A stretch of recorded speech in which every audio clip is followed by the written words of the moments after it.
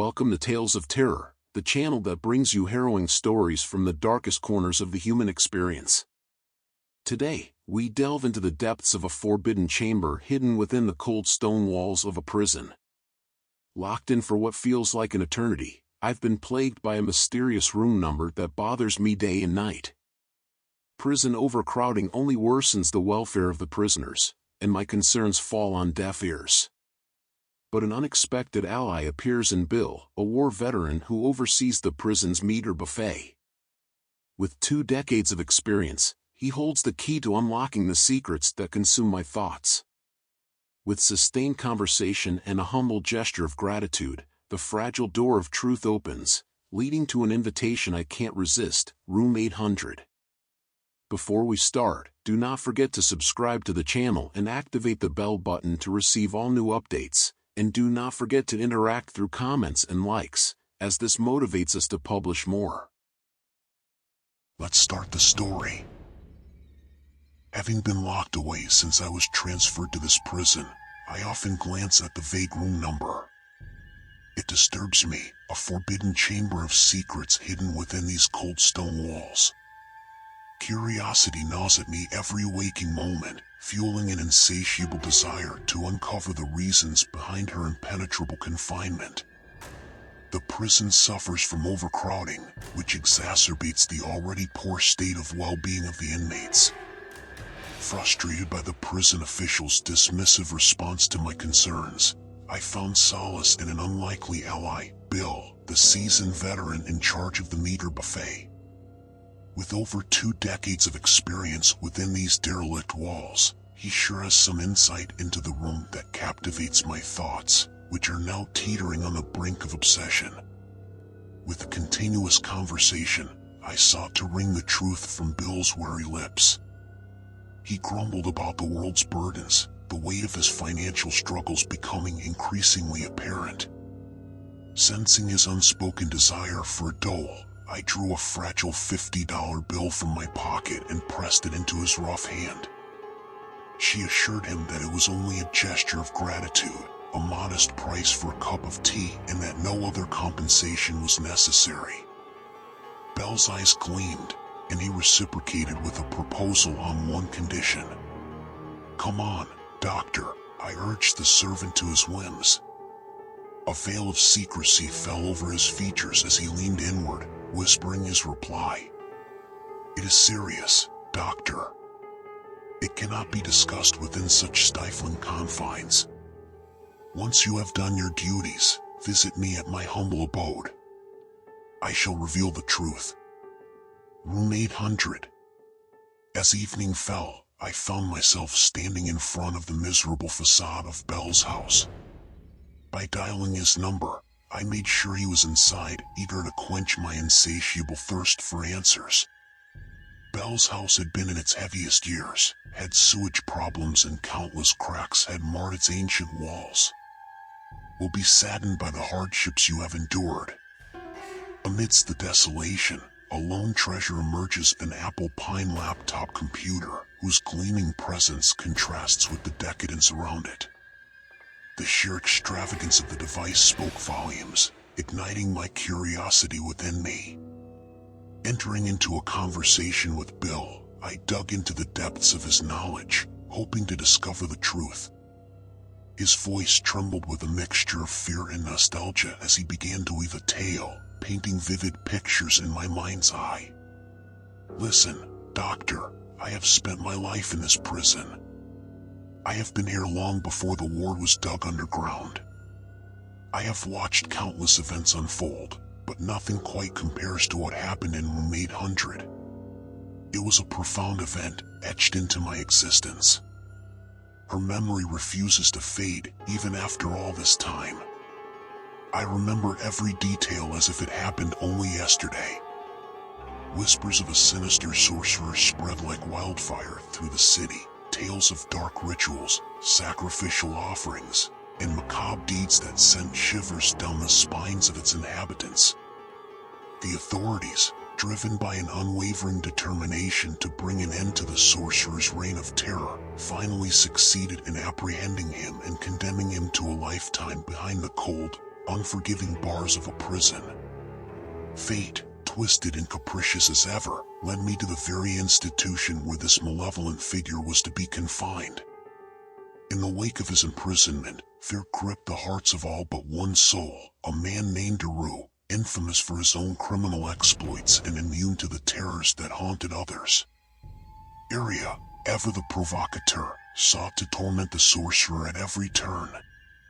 Then, one fateful day, a blood-curdling scream pierced the air, erupting from ward number 605, a place that housed over 25 inmates, including Arya himself. As the cacophony of cries reverberated through the prison, bodies convulsed with anguish, strewn upon the floor like helpless children.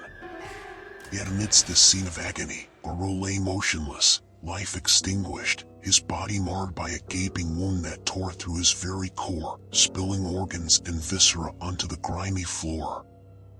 A collective shock gripped the remaining prisoners, rendering them speechless, their trembling lips unable to articulate the horrors they had witnessed.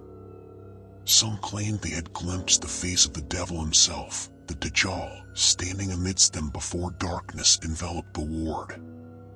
Whispers spread of another figure, a manifestation of evil hailing from the depths of the underworld. Despite the prisoners' tales, the authorities dismissed their claims as the ravings of disturbed minds.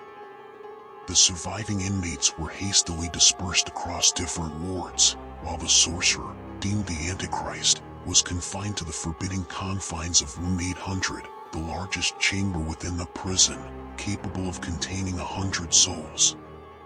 What transpired next was a descent into unimaginable horror.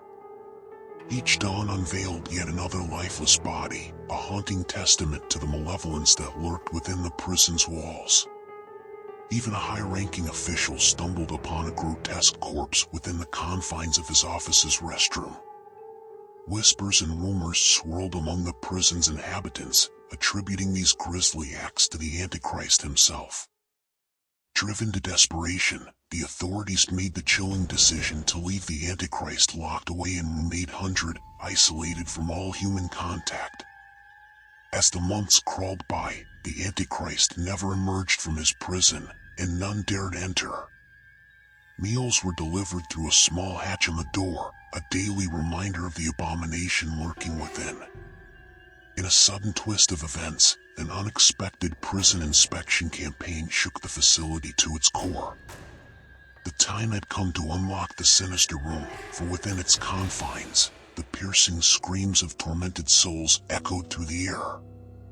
As the door swung open, a macabre scene unfolded before their eyes. Holes riddled the floor like makeshift graves, each one containing a morbid collection of 5 lifeless bodies. How these corpses had found their way here remained an enigma, intensified by the putrid stench emanating from the ceiling, where skinned and eviscerated feline carcasses dangled ominously. All these horrors coalesced into a chilling truth: the Antichrist was dead.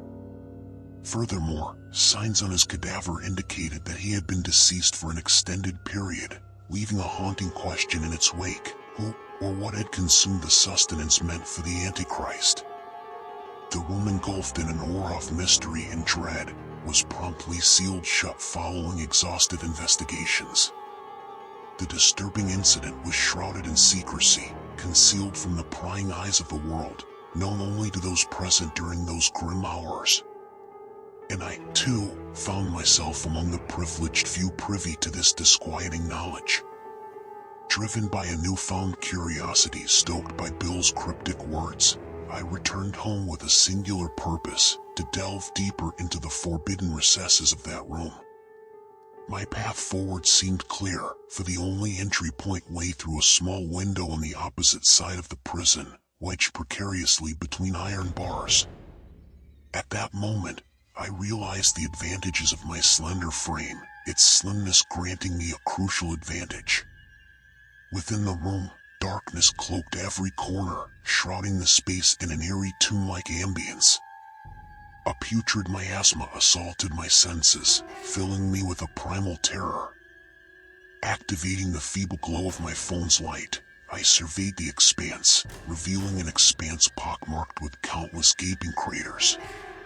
But something felt amiss, an uncanny depth of these excavations, and a fetid odor that grew increasingly oppressive. Gathering my courage, I took a tentative step forward, and instantly, my leg brushed against an object. Focusing my light upon it, I recoiled in horror. It was a corpse. Its severed head lay meters away, detached from the body. My trembling hand drew closer, compelling me to inspect the lifeless visage. An unthinkable realization seized me. This was the body of a familiar prisoner, unmistakably fresh.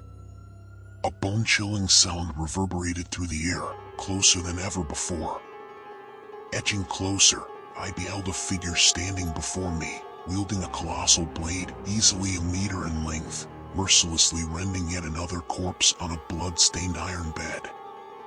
Donned in a heavy fur jacket, he stood there, an imposing figure.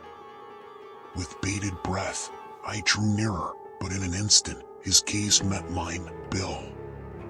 His countenance twisted into a sinister grimace, his features contorted, a portrait of a man unhinged.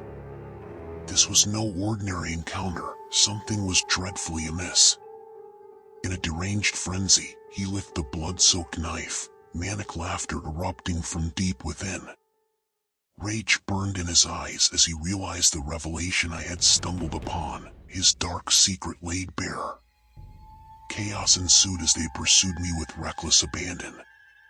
I sprinted, my feet pounding against the floor, relentless in my escape. I didn't pause for even a moment, driven by sheer adrenaline, until I found myself perilously close to the window through which I had entered. But the window seemed closer, too close. Before I could react, a fierce blow struck my head, and darkness engulfed me. Consciousness returned, a hospital bed, my unwelcome refuge. Pain seared through my skull, a stark reminder of the violent encounter. Prison officials, their smiles masking a more profound understanding, expressed gratitude for my role in exposing the killer within their midst. The killer was Bill. Yet, Bill had divulged everything to me. I came to learn that he battled schizophrenia, a fractured mind harboring two personas, one a murderer, indulging in his gruesome desires. The tales he wove of the Antichrist and his deadly capabilities served as a smokescreen for his own atrocities. But why did he attempt to take my life? Chris, stationed in the prison bathroom as per my instructions, recounted hearing my anguished screams. Drawn to the window of the room, he witnessed my prone form on the floor, while Bill, driven to madness, tormented himself in a fit of self-destruction. The shock of the revelation nearly shattered Chris, as he grappled with his own duality. Now, I strive to rebuild my life, shattered by the savage assault that left me paralyzed and jobless.